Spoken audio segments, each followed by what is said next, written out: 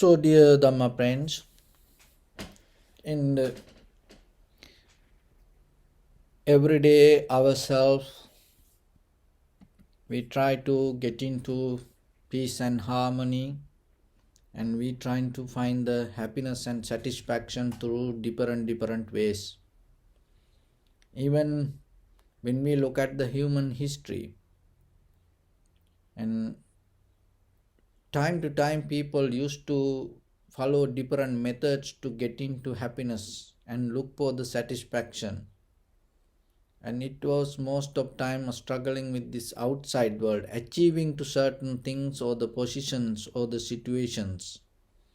And you have seen kings and queens, all the millionaires to beggars, all the rich people to poor people, all the capable people to incapable people, that wherever the people always trying to fulfill certain situations, events, through this outside world, looking for happiness and satisfaction. And Genghis Khan, the king, the conquer most of the land in the world, and but still he end up being unhappy himself. And the Alexander the Great, he went till to India and conquering the most of the eastern part of the world, but finally he came, and on the way he died unhappily. And King Asoka, the empire, and he conquered most of the eastern part of the world, and but and he had a very tough, hard life. Somehow, because of he getting to the Dharma, end of his life, he able to to find the peace and happiness, and giving up all the facilities, and he took and he start to share it with others, and share, then get into the Dharma and start to share the Dharma with the world. So when we look these three characters, then the Genghis Khan, his life was very mysterious life, and he was very personal, and he was always afraid. He had the fear somebody will kill him. So the fear itself took him to certain situation. One day, what happened inside his own palace? He had a very trustworthy horse, and that the horse, wherever he goes, that horse has a very sharp senses to recognize this the king. And there are some animals sometimes, like your cat, your dog, your puppy, and whatever, sometimes birds, whatever the animal with you, and while you are stay with them, and they start to get in to recognize that your movements. So like this, Genghis Khan had the horse. This horse was a kind of like a more trustworthy than the human for the Genghis Khan. You know what happened finally? One day Genghis Khan was trying to get into this horse, and he fell down from that own horse and got sick and died. So that is the history. There are different stories, but somehow that story, how we can get into to learn something for us. And the Alexander the Great, and he conquered the India in the eastern part of the world, and somehow, so he started his journey when he was 20 years old, and before he started the journey, he went to one of the very wise men in his country, and the wise man told, don't do this. The Alexander Great asked, why? Because this wise man told, This is not the time. You are so young and you are 21 years old. And this 21 years people, that sometimes they think that people like to have that age. That's why it's very famous, forever 21st. And people have some kind of, the idea that even it doesn't matter whatever the age limit, if you people like to feel like that. Why? Because you don't have fear. You don't think twice most of time. You don't look left and right. You just see one side sometimes. So by experience then you recognize. So that's the nature of the this human mind. So somehow what happened, the Alexander the Great, he went to India, and then he start to see, while he go through Afghanistan today, this Afghanistan, and so in the Kashmir, in that area, he start to see the Buddha statues. So then he start to question, who is this?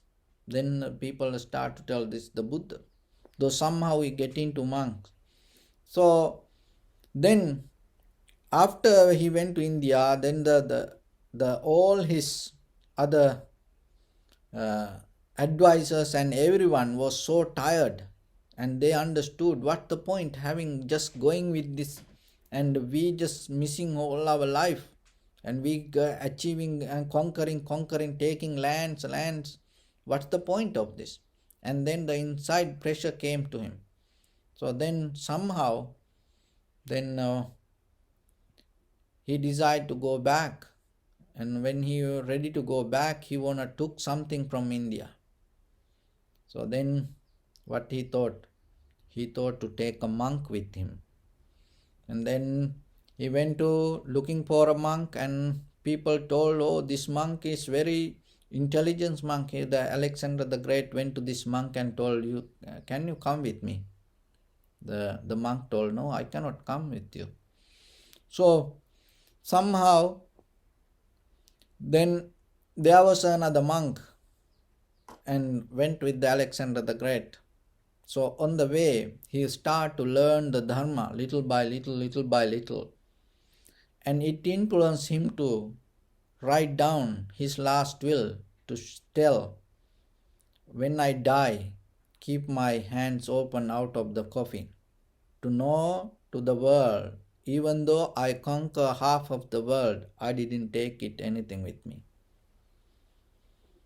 So that is the thing that you have to remind little bit and see from where we coming, and our ancestors, that the whoever during that time period used to believe what is more important, where they end their life.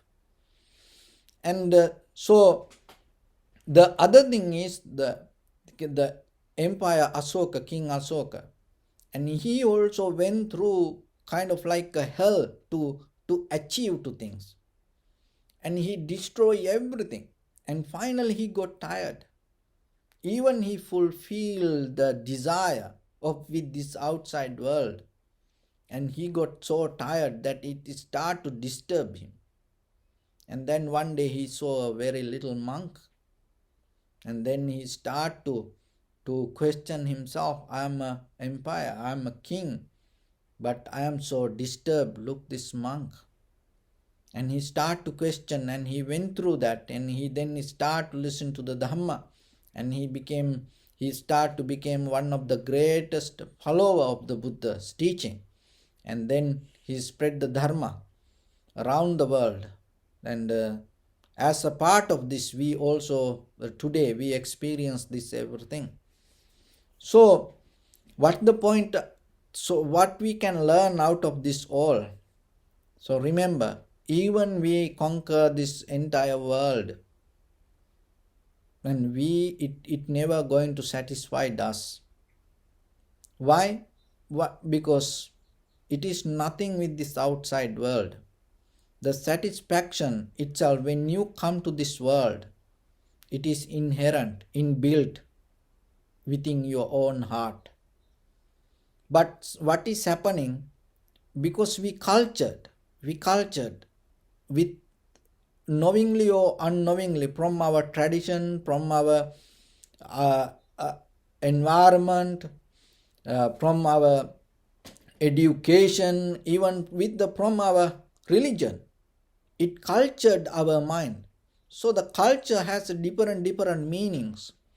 When it comes to this meaning, that there is a culture means development. That culture itself develop with the good things. Another thing is that you can culture and you can change the original form of it, and you start to overtake, control it. So as example, and sometimes you see certain products like milk or the butter or the yogurt cultured. So when you look at what is that deeply, that's mean somebody involving it and it break down its original nature and put someone else concept on it, and it hold it and put a label expire date. So that expire date mean it is not the originally that the inbuilt with the milk. It is somebody change that pattern and expand that the the longevity of the milk. So same like it happened to us also, with our mind. So what we have as a life today, most of time it cultured because of many reasons, because of someone else interest. So then you have to remember dharma is beyond this all. So that's why that the mind you can culture, you can change the mind, you can uh, completely rebuild a different person to believe something. It's like a brainwashing, and you wash the brain and you put something. If you really brainwash, you become really who you are. But the thing is that the brainwash, you wash the idea, the surface level, and you put something else on it. And so yourself, it is that the meditation means the mainly start to take this everything and this whatever the you cultured through this journey of the samsara, and meditation will allow you to maintain your life and go deeper and understand and recognize what is really the happening inside you, what is real experience that you can get out of your eye, ear, nose, tongue, body, mind without depending the cultured mind.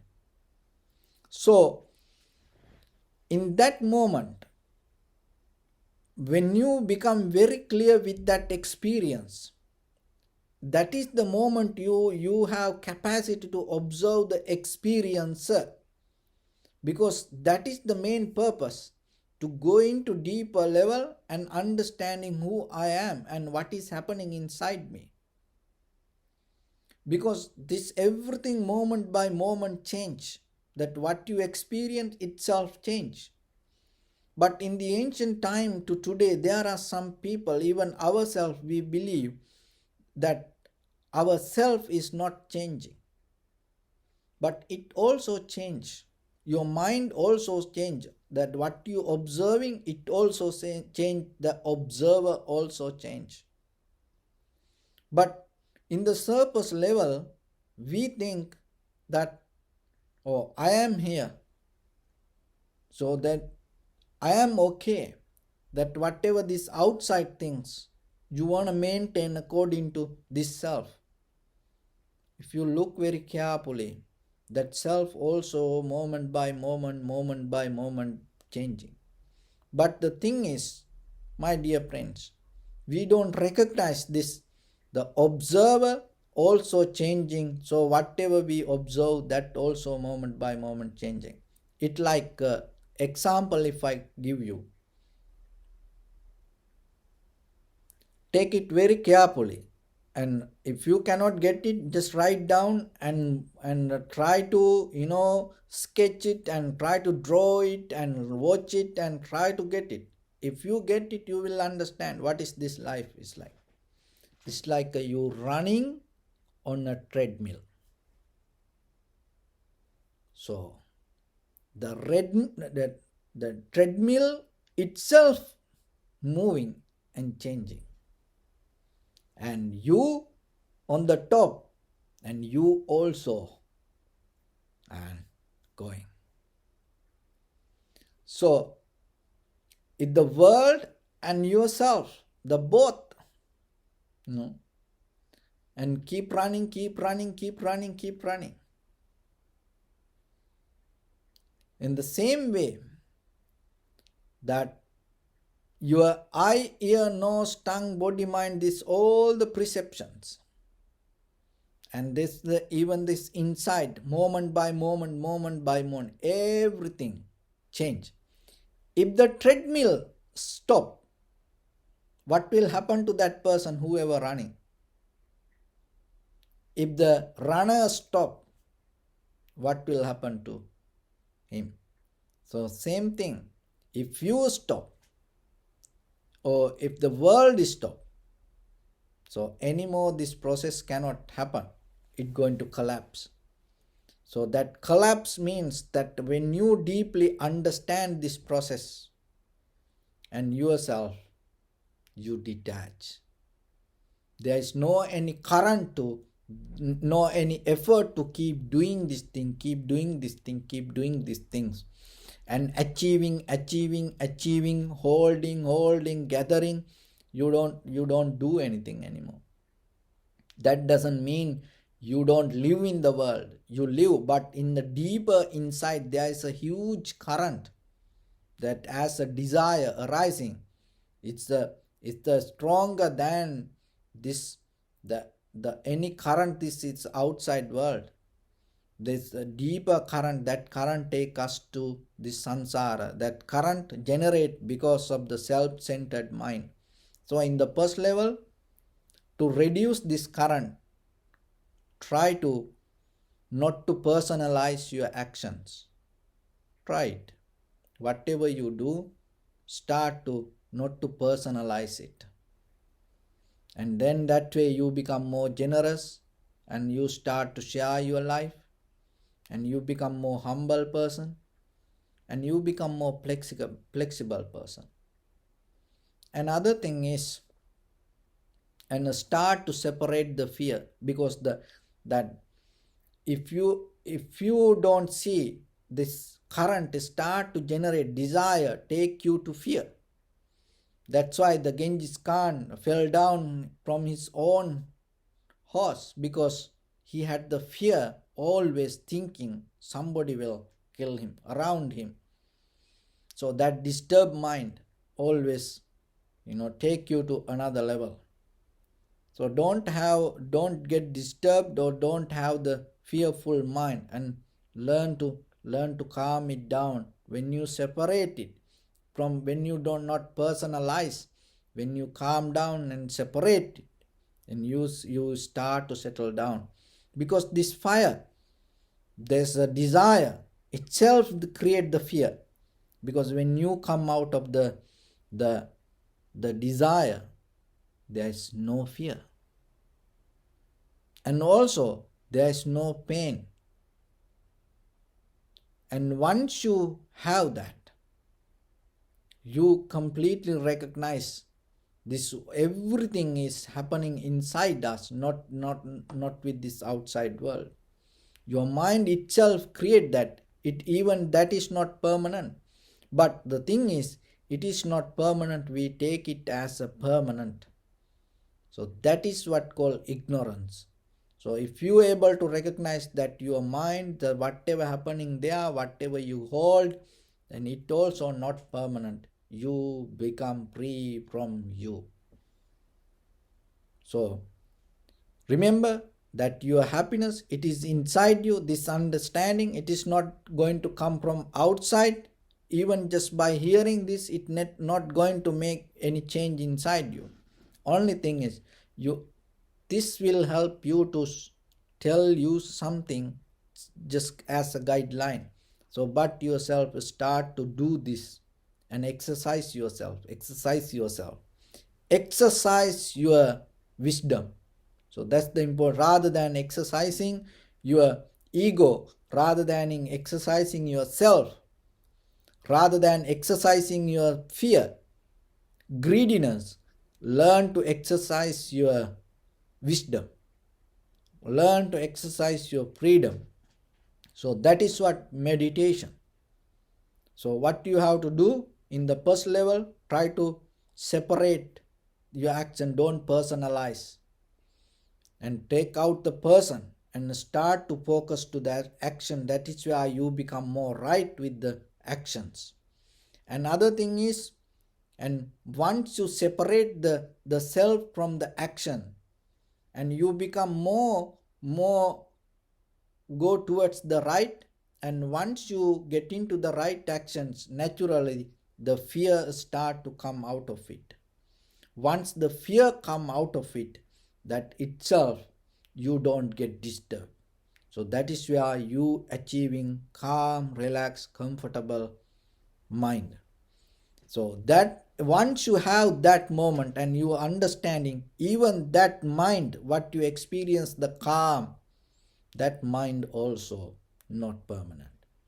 So that is a little bit, sometimes people ask how we can understand our mind is. So that it's a process, not impermanent. So it is a process you have to go through. It's like when you climbing to the mountain, and according to the height you're going to see the different landscape. So with that, only thing is, remember, practice, exercise yourself, exercise your wisdom rather than feeding to your other unnecessary things. So with that, I'm going to tell you a little story to help for this. There was a very wealthy man, and he had all the luxurious things, but he didn't have the happiness.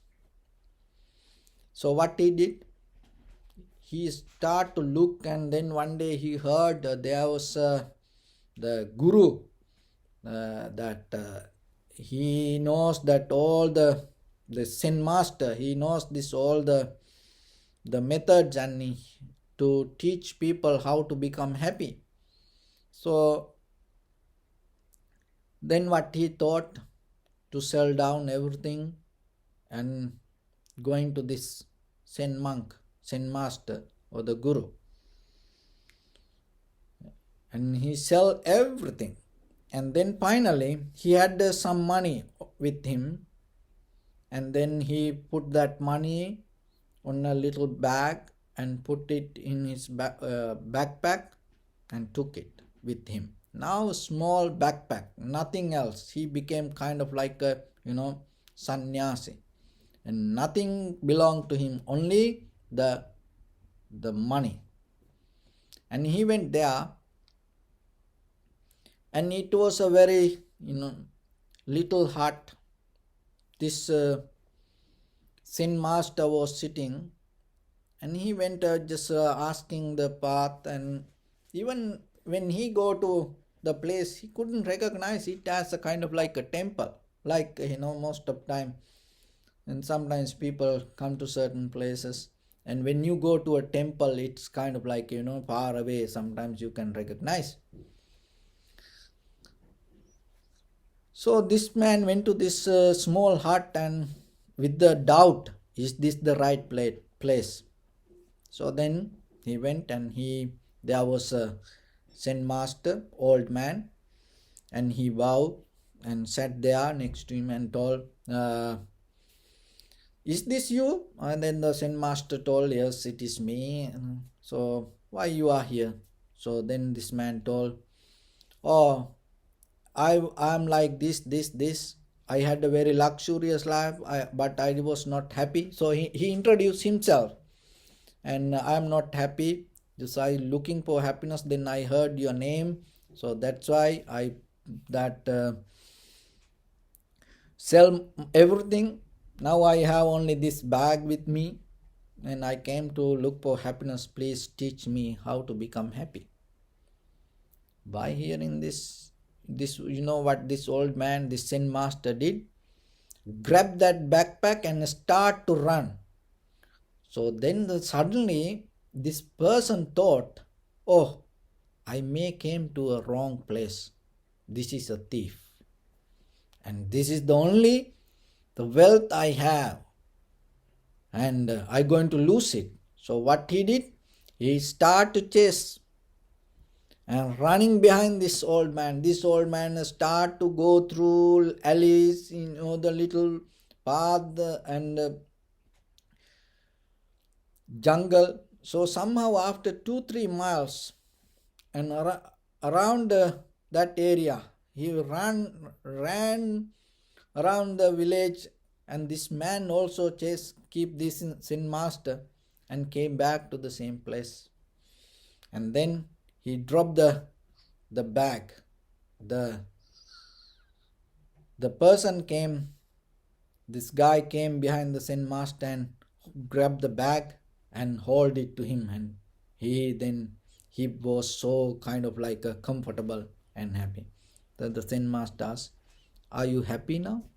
Oh, of course I am happy because I got that my bag. So then the Zen master told, before you come here, you carry that bag all the way from your village to my temple. It was with you. But after you run this race around this village more than 2 miles, and you have the same bag, but before you come to temple, you carried it within your backpack and you was not happy. And after this long run, when you have the same bag and you tell, now you are happy. So we are the same. We're not going to get anything when the day comes for you to attain to enlightenment. The enlightenment means what? You giving up everything. Even you ready to give this head to toes, this body also. You're not going to claim anything to you. That's how we came to this world also. When the very first day, we didn't claim anything as me, my, like that. So we cultured, other people cultured us. This is yours, this is yours, this is yours. Now we believe in this is this. But we had something with us. So remember, after this long run, one day, you will release this everything. And why? Because the happiness, peace, wisdom, enlightenment is within yourself. Only thing is, just try to find it, and rather than keep running. So with that, I wish upon everyone with this good practice, may all of you be well, happy and peaceful. May no harm come to you, may no difficulties come to you, may no problems come to you. May you also have the patience, courage, understanding and determination to meet and overcome inevitable difficulties in your life. May everyone stay healthy and safe. And finally, may all of you attain supreme bliss of Nibbana. Sabbitiyo vajjantu sabbarogo vinasatu mate bhavatantarayo sukhi digayuko bhava. Ittavata chammi sampadam punya sampadam sabbe deva anumodantu sabba sampatti siddhya sabbe bhuta anumodantu sabba sampatti siddhya sabbe satta anumodantu sabba sampatti siddhya idam me punya kammang asavakkaya vahang hotu sabba dukkha pamunchatu. Bless you.